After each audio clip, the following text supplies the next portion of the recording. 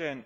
I contend that the EU is the sick man of the developed world, as much mentally ill as physical.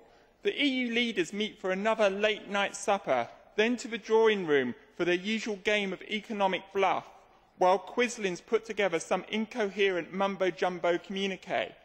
The idea of the game is simple: to let all 27 leaders leave with some credibility, and they can say something won for their countries.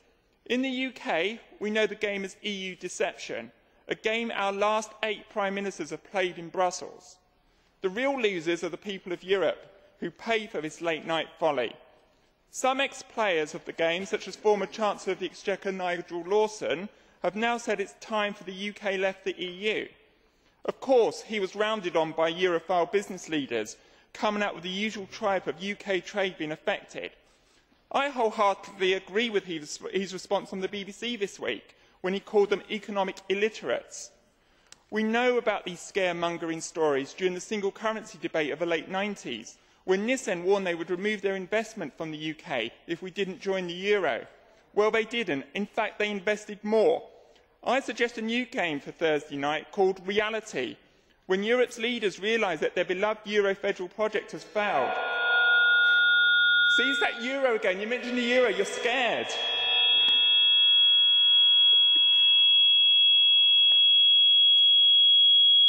So you really have a problem. with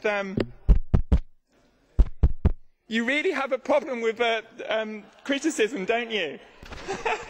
I suggest a new game for Thursday night called Reality, when Europe's leaders realise that their beloved Euro federal project has failed, and when the single currency is unsustainable without the express consent of the people of Europe to federalise in steps.